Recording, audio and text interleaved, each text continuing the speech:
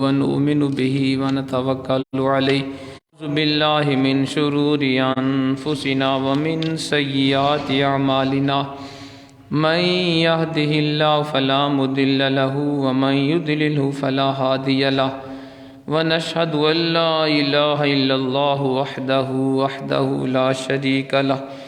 ونشهد أن سيدنا ومولانا وملجأنا ومأوانا سيدنا وحبيبنا وحبيب ربنا محمدا عبده ورسوله صلى الله تعالى عليه وعلى آله وأصحابه وبارك وسلم. أما بعد فأعوذ بالله من الشيطان الرجيم. بسم الله الرحمن الرحيم. ولا تقتلوا أولادكم خشية إملاق نحن نرزقهم وإياكم إن قتلهم كان خطأ كبيرا ولا تقربوا الزنا إنه كان فاحشة وساء سبيلا ولا تقتلوا النفس التي حرم الله إلا بالحق ومن قتل مظلوما فقد جعلنا لوليه سلطانا فلا يسرف في القتل إنه كان منصورا ولا تقربوا مال اليتيم إلا بالتي هي أحسن حتى يبلغ أشده وأوفوا بالعهد إن العهد كان مسؤولا وأوفوا الكيل إذا كلتم وزنوا بالقسطاس المستقيم ذلك خير وأحسن تأويلا. ولا تقف ما ليس لك به علم إن السمع والبصر والفؤاد كل أولئك كان عنه مسؤولا. ولا تمش في الأرض مرحا إنك لن تخرق الأرض ولن تبلغ الجبال طولا. آمنت بالله صدق الله العظيم وصدق رسوله النبي الكريم الأمين ونحن على ذلك لمن الشاهدين والشاكرين والحمد لله رب العالمين. إن الله وملائكته يصلون على النبي يا أيها الذين آمنوا صلوا عليه وسلموا تسليما. درود پاک. اللهم صل على سيدنا محمد وعلى آل سيدنا محمد وأصحاب سيدنا محمد وبارك وسلم عليه. الصلاة والسلام عليك يا سيدي يا رسول الله وعلى آلك وأصحابك يا سيدي يا حبيب الله. الصلاة والسلام عليك يا سيدي يا رحمة للعالمين وعلى آلك وأصحابك يا سيدي يا شفيع المذنبين والحمد لله رب العالمين. اللہ رب العزت کے حمد و ثنا کے بعد اس کے پیارے حبیب نبی اکرم نور مجسم فخر آدم و بنی آدم سرکار مدینہ راحت قلب و سینہ احمد مجتبیٰ محمد مصطفیٰ صلی اللہ تعالی علیہ وسلم کی بارگاہ اقدس میں بے شمار لا تعداد درود و سلام کے بعد واجب الاحترام مسلمان بزرگوں دوستوں بھائیوں بچوں السلام علیکم ورحمۃ اللہ وبرکاتہ. حضرت محترم میں نے آپ حضرات کے سامنے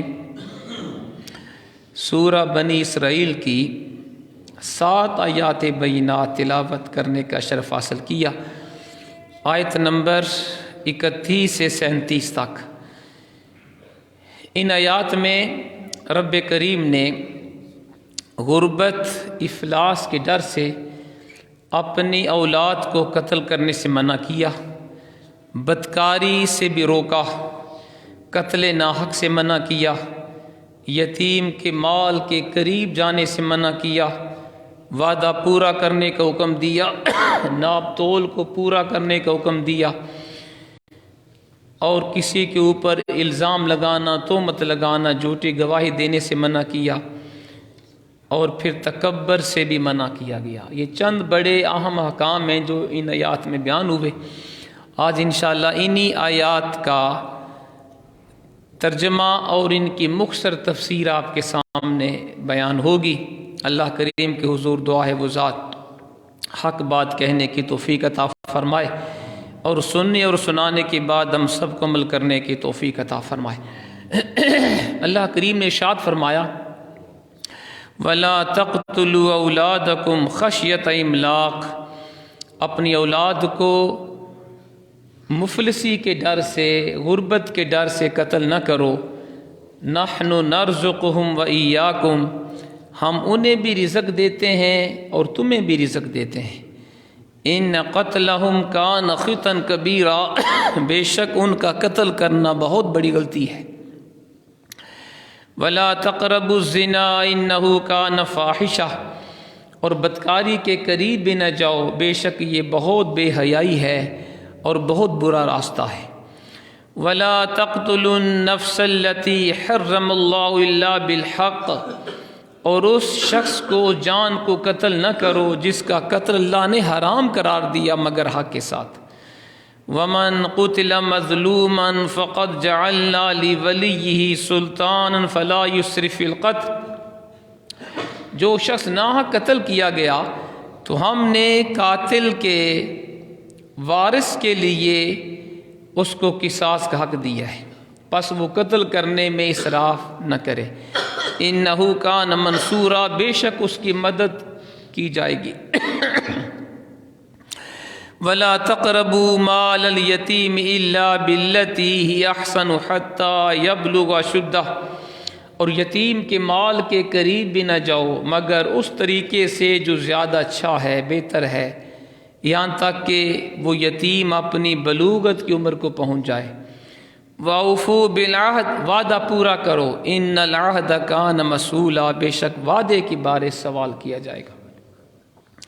وَأَوْفُوا الْكَيْلَ إِذَا كِلْتُمْ وَزِنُوا بِالْقِسْطَاسِ الْمُسْتَقِيمِ، اور پورا پورا ماپو جب تم ناپ کے دو، اور وزن کرو ایسے ترازو کے ساتھ جو درست ہو۔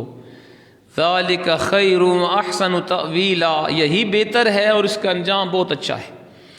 وَلَا تَقْفُ مَا لَيْسَ لَكَ بِهِ عِلْمٌ، اس چیز کی پیروی نہ کرو جس کا تمہیں علم نہیں ہے۔ إِنَّ السَّمْعَ وَالْبَصَرَ وَالْفُؤَادَ كُلُّ أُولَٰئِكَ كَانَ عَنْهُ مَسْئُولًا، بے شک کان، آنکھ اور دل، اس تمام کے بارے میں ان سب سے پوچھا جائے گا۔ وَلَا تَمْشِ فِي الْأَرْضِ مَرَحًا، زمین پر اکڑ کے نہ چلو۔ إِنَّكَ لَن تَخْرِقَ الْأَرْضَ وَلَن تَبْلُغَ الْجِبَالَ طُولًا، بے شک تو زمین کو نہیں پھاڑ سکتا اور نہ تم پہاڑوں تک پہنچ سکتے ہو بلندی میں۔ حضرت محترم، یہ ہیں وہ 7 آیات بینات سورہ بنی اسرائیل کی آیت نمبر 31 سے 37 تک، جن کا ترجمہ آپ نے سماعت فرمایا۔ یہ بڑی اہم آیات ہیں، انشاءاللہ مختصر وقت میں ان کی مختصر سی تفسیر بھی آپ کے سامنے میں نے عرض کرنی ہے۔ پہلی آیت میں فرمایا وَلَا تَقْتُلُوا أَوْلَادَكُمْ خَشْيَةَ إِمْلَاقٍ، اپنی اولاد کو مفلسی اور بھوک کے ڈر سے قتل نہ کرو۔ نَحْنُ نَرْزُقُهُمْ وَإِيَّاكُمْ، ہم انہیں بھی رزق دیتے ہیں اور تمہیں بھی رزق دیتے ہیں۔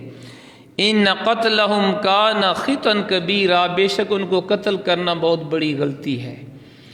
جزیرہ عرب کے اگر حالات آپ دیکھیں، اسلام سے پہلے کیا تھے؟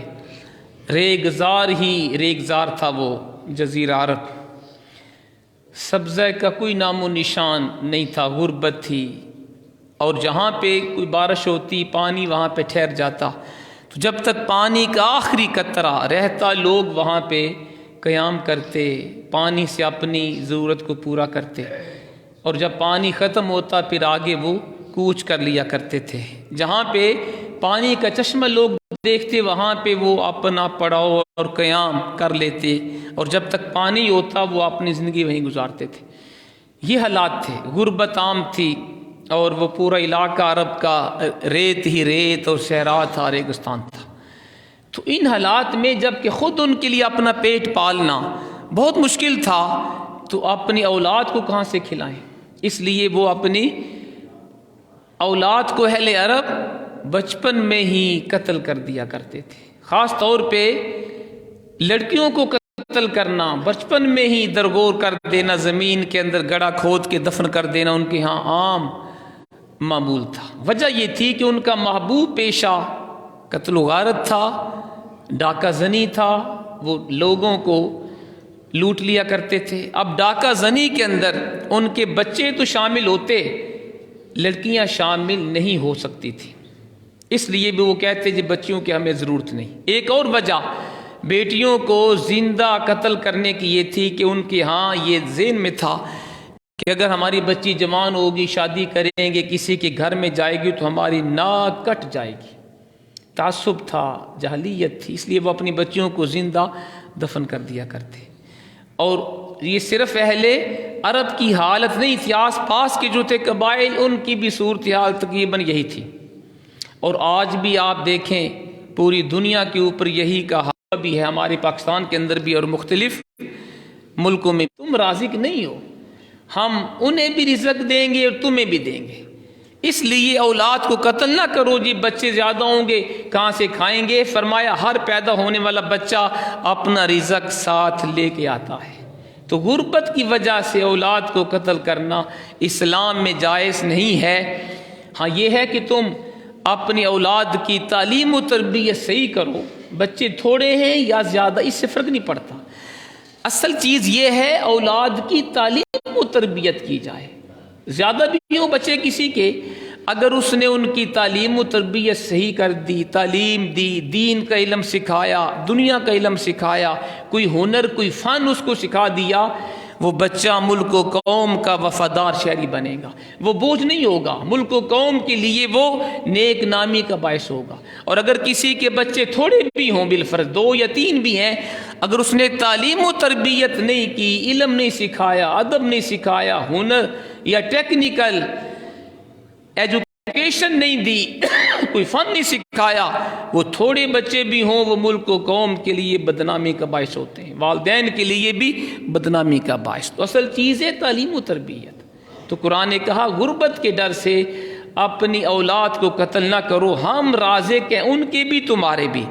ان قتلہم کان خطا کبیرا، بے شک ان کو قتل کرنا بہت بڑی غلطی ہے۔ خطان کا معنی ہوتا ہے ایسی غلطی جس کا ارتکاب جان بوجھ کے کیا جائے، اسے کہتے ہیں خطان، بڑی غلطی۔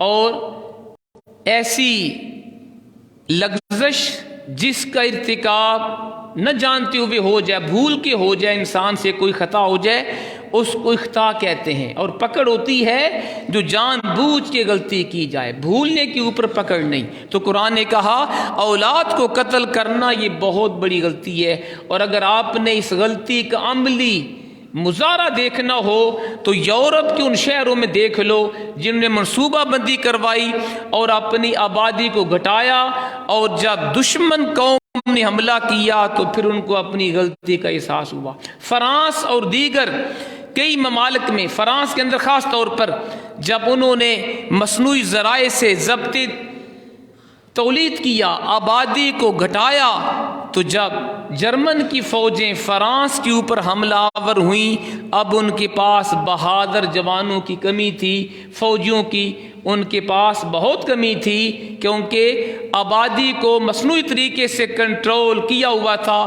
لہٰذا آبادی کو کم کرنے کی وجہ سے شکست ان کا مقدر بن گئی۔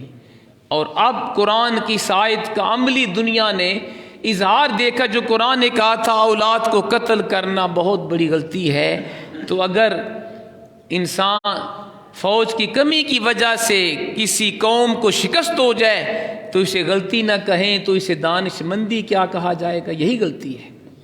اگلی آیت وَلَا تَقْرَبُوا الزِّنَا إِنَّهُ كَانَ فَاحِشًا، فرمایا بدکاری کے قریب بھی نہ جاؤ، بے شک یہ بڑی بے حیائی ہے، وَسَاءَ سَبِيلًا، بہت برا راستہ ہے۔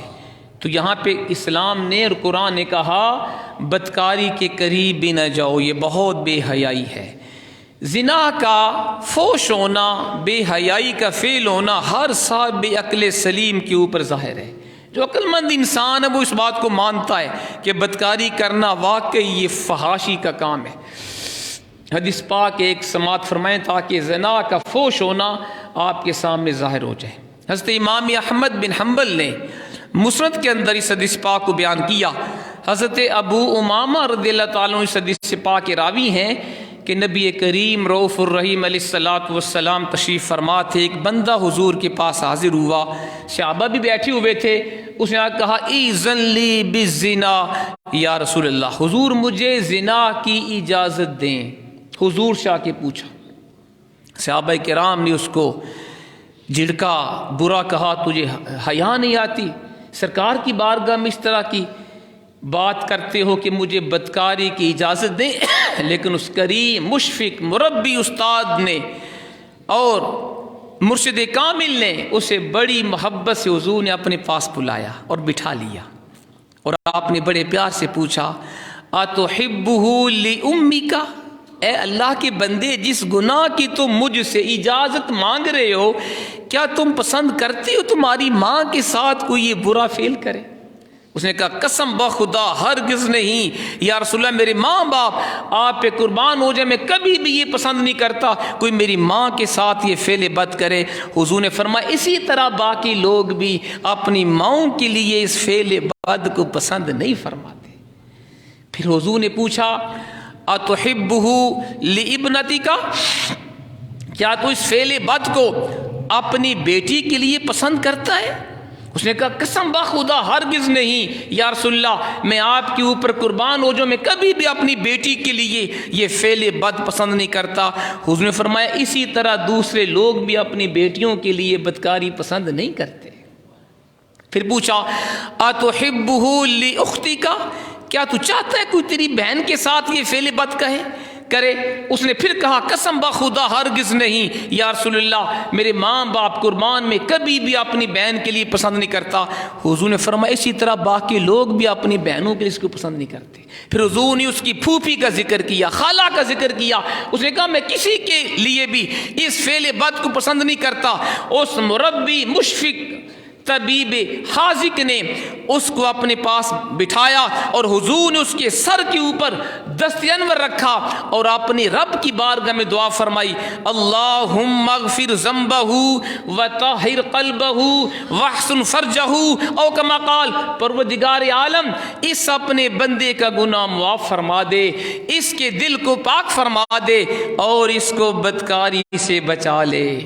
جب حضور نے یہ دعا فرمائی، اللہ کریم نے اپنے محبوب کی دعا کو قبول فرمایا اور اس بندے کے دل میں اس کے بعد بدکاری کی اتنی نفرت پیدا ہو گئی، پھر ساری زندگی وہ اس برائی کے قریب نہیں گیا۔ یہ ہے حضور اس طرح اپنے گنہگار امتیوں کی اصلاح فرمایا کرتے تھے۔ جو قرآن نے بتایا اپنے محبوب کی آمد کے مقاصد جو قرآن نے بیان کیے، اس میں ایک حضور کی بعثت کا مقصد قرآن نے بیان کیا وَيُزَكِّيهِمْ، میرا حبیب اس لیے دنیا میں تشریف لایا ہے لوگوں کے گندے دلوں کو پاک کرے، تزکیہ نفس کرے، ظاہر و باطن کو سنوارے۔ حضور نے کتنے پیارے انداز میں اس بندے کے باطن کو گناہوں سے پاک فرما دیا۔ تو یہ ہے بدکاری کا فوش ہونا۔ ہر عقل مند بندہ جانتا ہے کہ بدکاری اور زنا جو ہے یہ فوش والا کام ہے، وسا سبیلا، اور یہ بہت برا راستہ ہے، اس کے اثرات بہت برے ہیں۔ زنا کے اوپر جو رزلٹ آتا ہے وہ بڑے خطرناک اس کا انجام ہوتا ہے۔ اس کے نقصانات کیا ہیں بدکاری کے؟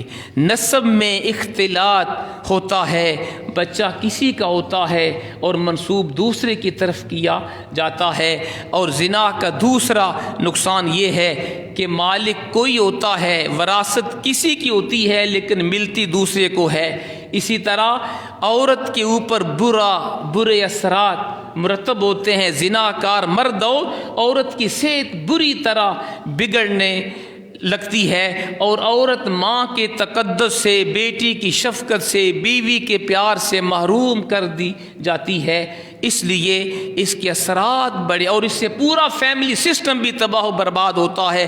جن ملکوں میں زنا قانونی طور پہ جائز ہے، وہاں جا کے دیکھ لیں کہ ان کے ہاں ایڈز کی بیماریاں پھیلی ہوئی ہیں، صحت ان کی بری طرح متاثر ہوتی ہے مرد و خواتین کی، اور کوئی فیملی سسٹم نہیں ہے، اور حرامی بچے اتنے کثیر تعداد میں ہوتے ہیں کہ ان کا کوئی پرسان حال نہیں ہوتا۔ اور اگر آپ نے عملی طور پر دیکھنا ہو کہ زنا کے اثرات کتنے خوفناک ہیں تو آپ ان امریکی فوجیوں کے لاکھی حرامی بچوں کو دیکھ سکتے ہیں جو کوریا اور ویتنام کی گلیوں میں آج بھی دھکے کھا رہے ہیں، جن کا کوئی پرسان حال نہیں ہے۔ اس لیے قرآن نے کہا وَلَا تَقْرَبُوا الزِّنَا إِنَّهُ كَانَ فَاحِشًا وَسَاءَ سَبِيلًا، بدکاری کے قریب بھی نہ جاؤ، یہ بہت بے حیائی کا کام ہے اور بہت برا راستہ ہے۔ اب قابل غور ایک بات اور بھی ہے، قرآن نے یہ نہیں کہا زنا نہ کرو، قرآن کا ولا تقربوا الزنا،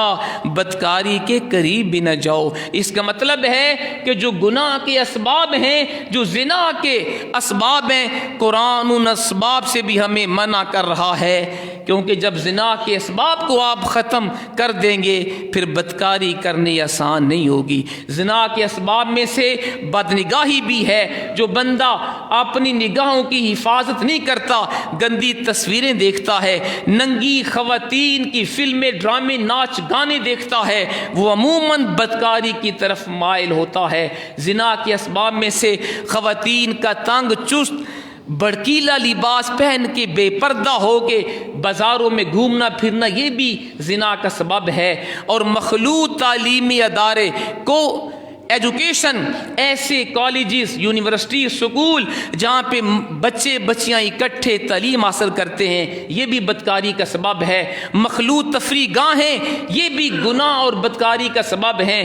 ایسے آفیسز جہاں پہ میل اینڈ فیمیل اکٹھے جاب کرتے ہیں، یہ بھی بدکاری کے سبب ہیں۔ تو قرآن نے کہا ان تمام اسباب سے بھی رک جاؤ جو زنا کی طرف لے کر جاتے ہیں۔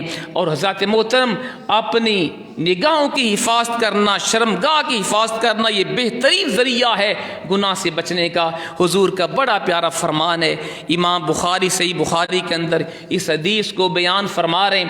حضور نے فرمایا من یکفل لی ما بین لحیی و بین رجلی اکفل لہ الجنہ، کما قال، جو بندہ مجھے دو چیزوں کی ضمانت دے میں اللہ کا رسول اسے جنت کی ضمانت دیتا ہوں۔ ایک شے اس کی زبان ہے، دونوں جبڑوں کے درمیان جو چیز اس کی زبان مجھے اس کی گارنٹی دے، اور دوسری شے اپنی شرمگاہ کی حفاظت کی ضمانت دے، جو مجھے اپنی زبان کی حفاظت کی گارنٹی دے اور اپنی شرمگاہ کی حفاظت کی ضمانت دے، میں اللہ کا رسول اسے جنت کی ضمانت دیتا ہوں۔ تو قرآن نے کہا بدکاری کے قریب بھی نہ جاؤ، یہ بڑی بے حیائی کا فعل ہے، بہت برا راستہ ہے۔ اگلی آیت وَلَا تَقْتُلُوا النَّفْسَ الَّتِي حَرَّمَ اللَّهُ إِلَّا بِالْحَقِّ، فرمایا اس جان کو قتل نہ کرو جس کا قتل کرنا اللہ نے حرام کیا مگر حق کے ساتھ۔ وَمَنْ قُتِلَ مَظْلُومًا فَقَدْ جَعَلْنَا لِوَلِيِّهِ سُلْطَانًا فَلَا يُسْرِفْ فِي الْقَتْلِ، اور فرمایا جو ناحق قتل کیا گیا تو ہم نے مقتول کے وارث کو ہم نے قصاص کا حق دیا ہے، فلا یسرف فی القتل، لیکن وہ قتل کرنے میں فضول اسراف نہ کرے، انہ کان منصورا، بے شک اس کی مدد کی جائے گی۔ اس آیت میں بتایا گیا کہ قتل ناحق بھی اسلام میں حرام ہے، کسی کو ناحق قتل کرنا یہ قرآن کی روح سے حرام ہے۔ قرآن کہتے ہیں ولا تقتلوا النفس التي حرم اللہ الا بالحق، کسی جان کو ناحق قتل نہ کرو جس کا قتل کرنا اللہ نے حرام کیا ہے۔ آج آپ دیکھ لیں لوگ چند پیسوں کے لیے پوری فیملیز، پورے خاندان کو قتل کر دیتے ہیں، وہ جانتے نہیں ہیں یہ ہم نے کتنا برا فعل کیا، کتنا بڑا گناہ کیا ہے۔ قتل ناحق یہ بہت بڑا گناہ ہے، اور قرآن کی اگر آپ پڑھیں سورت نساء کی آیت نمبر 93 میں قرآن نے کہا وَمَن يَقْتُلْ مُؤْمِنًا مُتَعَمِّدًا فَجَزَاؤُهُ جَهَنَّمُ خَالِدًا فِيهَا وَغَضِبَ اللَّهُ عَلَيْهِ وَلَعَنَهُ وَأَعَدَّ لَهُ عَذَابًا عَظِيمًا، جو کسی مومن کو، مسلمان کو ناحق قتل کرے گا اس کی سزا جہنم ہے۔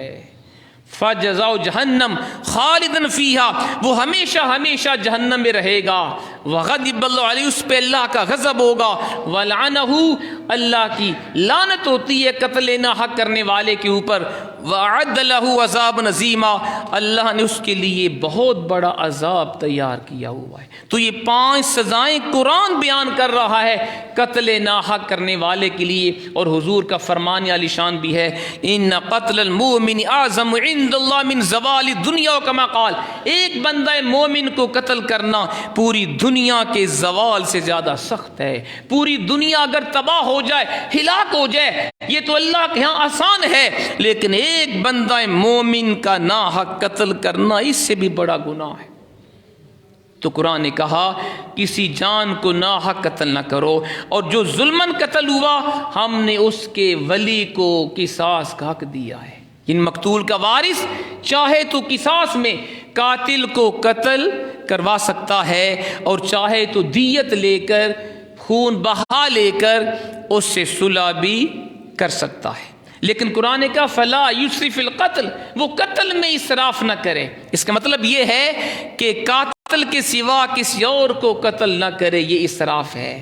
یا خون بہا لے کر قاتل کو قتل نہ کیا جائے، یہ بھی اسراف ہے۔ یا قاتل کو قتل کر کے اس کے اعضاء کا مسئلہ نہ کیا جائے، اس کے ہاتھ پاؤں ناک آنکھیں کاٹی نہ جائیں، یہ بھی اسراف ہے۔ فرمایا اگر کسی نے کسی کو قتل کیا، اس کا وارث چاہے تو قصاص میں اس کو قتل کروا سکتا ہے، یا خون بہا لے کر اس سے صلح بھی کر سکتا ہے۔ اگلی آیت، وَلَا تَقْرَبُوا مَالَ الْيَتِيمِ إِلَّا بِالَّتِي أَحْسَنُ حَتَّى يَبْلُغَ أَشُدَّهُ، فرمایا یتیم کے مال کے قریب نہ جاؤ مگر اس طریقے سے جو زیادہ بہتر ہے، یہاں تک کہ وہ بالغ ہو جائے۔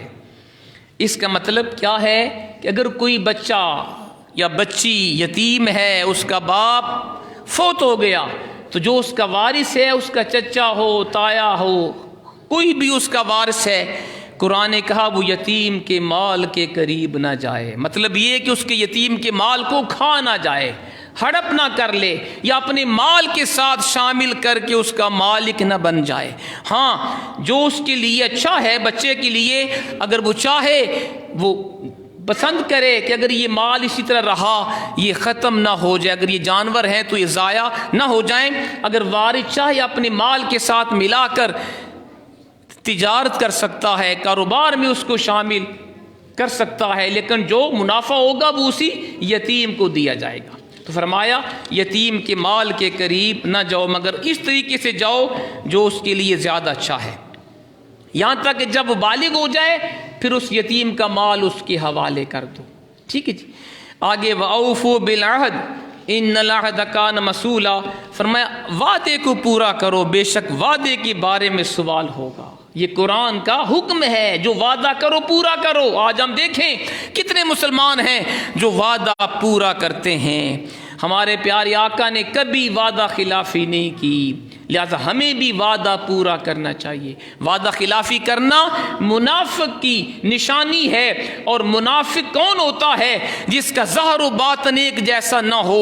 اور منافق کے لیے قرآن نے بڑی سخت سزا بیان کی، وَلَهُمْ عَذَابٌ أَلِيمٌ، ان کے لیے دردناک عذاب ہے منافقین کے لیے۔ إِنَّ الْمُنَافِقِينَ لفی الدرک الاسفل من النار ولن تجد لهم نصیرا، قرآن کہتا ہے کہ منافقین جہنم کے سب سے نچلے گڑھے میں ہوں گے، اور تم ان کے لیے کوئی مددگار نہیں پاؤ گے۔ اور حضور نے فرمایا آیت المنافق ثلاث، منافق کی 3 نشانیاں ہیں، اذا حدث کذب، جب بات کرے جھوٹ بولے، واذا عاہد غدر، جب وعدہ کرے وعدہ خلافی کرے، واذا اؤتمن خان، جب کسی کی امانت رکھی جائے اس کے پاس امانت میں خیانت کرے۔ اور دوسری حدیث میں حضور نے 4 نشانیاں بیان کی منافق کی، 3 یہ، چوتھی فرمایا وَإِذَا خَاصَمَ فَجَرَ، منافق کی چوتھی نشانی یہ ہے جب کسی سے جھگڑا کرے تو گالیاں دے۔